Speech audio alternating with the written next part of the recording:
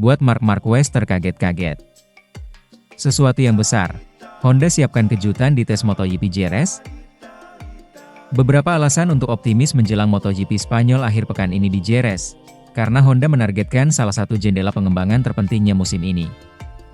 Karakteristik trek Andalusia yang berliku seharusnya membantu menutupi kelemahan kecepatan tertinggi RC213V yang sudah terdokumentasi dengan baik, sehingga meningkatkan peluang HRC. Namun, uji coba resmi hari Senin inilah yang berpotensi membawa harapan terbesar dalam bentuk peningkatan mesin yang telah lama ditunggu. Ketika Anda harus melakukan sesuatu yang besar, maka waktu terbaik untuk mencobanya adalah tes, dan yang pertama kami lakukan adalah Jerez, kata Marini di Qatar, saat ditanyai tentang jadwal untuk pembangkit listrik yang ditingkatkan. Saya berharap mereka akan membawa sesuatu, tetapi kami belum membicarakannya. Di Jerez, kami akan membicarakan tesnya, itu pasti. HRC mengonfirmasi dalam pratinjau Jereznya bahwa, sementara tim penguji Honda HRC sibuk bekerja di balik layar, ini akan menjadi kesempatan pertama bagi Marini dan Mir untuk bereksperimen dengan pengembangan baru. Tampilnya pembalap tes Aleix Espargaro sebagai wildcard juga dapat memberikan umpan balik awal mengenai komponen yang diperbarui. Honda diam-diam telah menjadi tim dengan peningkatan terbesar musim ini sejauh ini, naik dari posisi terakhir ke posisi kedua dalam klasemen konstruktor di belakang Ducati. Meskipun top speed di lintasan tetap menjadi faktor pembatas, Marini menegaskan masalahnya lebih kompleks daripada sekadar kinerja mesin. Kami perlu mengerjakan setiap detail dengan lebih cermat, dan top speed bukan hanya masalah mesin, jelasnya.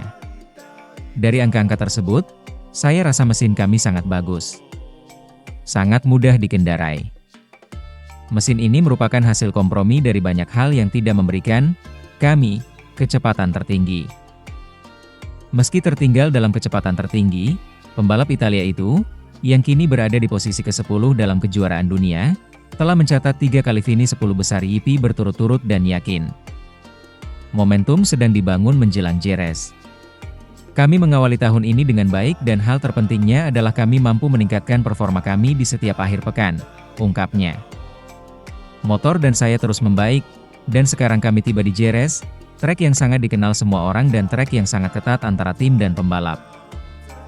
Terpaksa melewatkan sprint race Qatar karena sakit, lalu memarkir RCV-nya di tengah Grand Prix. Joan Mir kembali ke tempat akhir pekan terbaiknya di tahun 2024.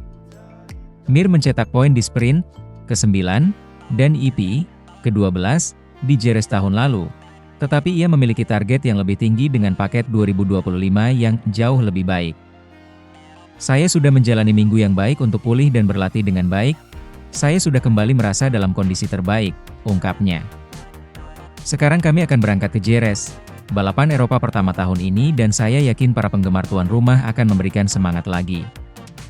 Semua hal sudah ada untuk menjalani akhir pekan yang baik. Jerez adalah salah satu akhir pekan terkuat kami tahun lalu dan kami bisa melihat bahwa motornya jauh lebih baik, dan saya juga membalap dengan cara yang lebih baik. Kemudian setelah kami menjalani tes, saya benar-benar berpikir balapan ini datang pada saat yang tepat bagi kami untuk kembali dan menunjukkan potensi kami. Non-skor pada 2 putaran terakhir membuat Mir berada di posisi ke-17 klasemen. Johan Zarco dari LCR tetap menjadi pembalap teratas Honda, di posisi ke-6. Sementara itu, manuver terkotor di MotoGP Spanyol, terang-terangan dilakukan 4 bintang MotoGP. Acosta ingin kalah melawan Marc Marquez di MotoGP.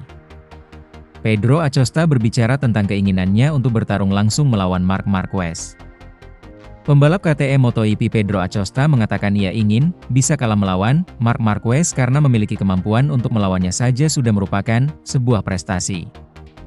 Acosta memasuki kelas utama musim lalu dengan predikat Marc Marquez berikutnya, setelah memenangi 2 gelar dalam 3 tahun di Moto3 dan Moto2.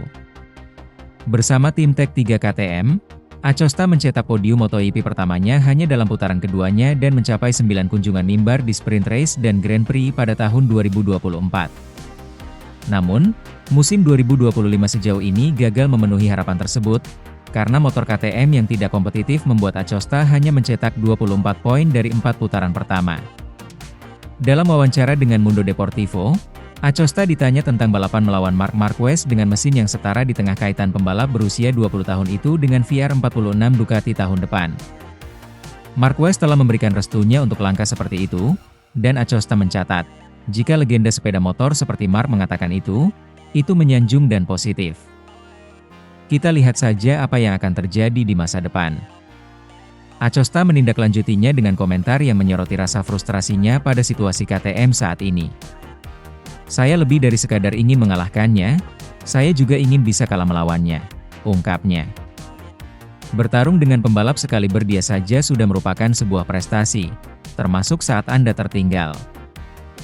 Acosta telah dikaitkan dengan beberapa kepindahan dari KTM untuk tahun 2026, dengan rumor VR46 yang menyertai peralihan ke skuad pabrikan Honda dan bahkan Pramac Yamaha. Ketiga tim tersebut memiliki kursi kosong di grid tahun depan, meskipun semua penghuninya saat ini telah mengajukan alasan kuat untuk memperpanjang kontrak hingga akhir tahun 2027. Valentino Rossi menyatakan dukungannya terhadap Acosta selama akhir pekan Grand Prix Qatar, tetapi memilih untuk tidak terlalu mendalami rumor tentang potensi penandatanganan kontrak dengan tim VR46-nya. Kepala tim balap motor KTM, Pete Beirer, juga membantah rumor tersebut di Qatar, dengan menegaskan bahwa merek Austria tersebut memiliki kontrak dengan Acosta, namun menganggap ketertarikan pihak luar terhadap pembalapnya sebagai sebuah pujian. Sementara, bukan Rossi, Marc Marquez diklaim tergila-gila pada data X pembalap MotoGP ini.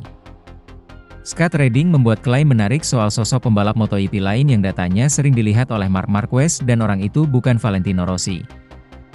Redding mengeklaim bahwa Marquez selalu melihat data milik Stoner. Bahkan, The Baby Alien disebut sangat terpaku pada data-data tersebut. Salah satu bentuk kemiripan keduanya adalah sama-sama sering terjatuh. Baik Marquez dan Stoner diklaim kompak tak mau menerima fakta bahwa sepeda motor mereka kurang bagus. Hal itulah yang kemudian membuat mereka memaksakan sepeda motor masing-masing dan berakhir di gravel. Saya melihat dokumenter di mana Stoner masih di kelas 250cc, ujarnya, dilansir Juara Net dari Crash.net. Dia terjatuh, melesat, kemudian terjatuh lagi. Dia menolak fakta bahwa sepeda motornya kurang bagus. Marc melakukan hal yang sama. Marc belajar dari Casey, dia melihat data milik Stoner. Dari yang saya dengar, dia Marc seperti yang Stoner, sambung Redding. Menurut Redding, kemiripan Marquez dengan Stoner begitu terlihat bahkan dengan kasat mata. Mulai dari cara membalap sampai hal-hal detail seperti cara mengangkat sepeda motor, keduanya diklaim sangatlah mirip. Saking miripnya, Redding menyebut Marquez sebagai Stoner Junior. Sekarang, Marc membalap seperti Stoner, tukasnya. Cara dia membelok, misalnya pada tikungan 3 sirkuit Phillip Island, mereka benar-benar mirip. Saya yakin dia sudah mempelajari hal itu selama berbulan-bulan. Cara dia membalap, mengangkat sepeda motor, cara menyerang di tikungan, sampai hal-hal detail lainnya, dia benar-benar seperti Stoner Junior. Itu sebabnya Marquez sering sekali terjatuh. Semua itu terjadi sebab dia sangat ingin memenangkan balapan. Itu adalah mentalitas juara yang dia ikuti, tambah Redding. Terlepas dari hal itu, Marquez tampil solid pada 4 balapan pembuka MotoGP 2025. 3 kemenangan sudah dia koleksi yakni di Thailand, Argentina, dan Qatar. Pada seri Amerika, Marquez nyaris saja menjadi yang tercepat. Namun, asanya menangi balapan di trek favorit harus sirna karena kesalahan sendiri.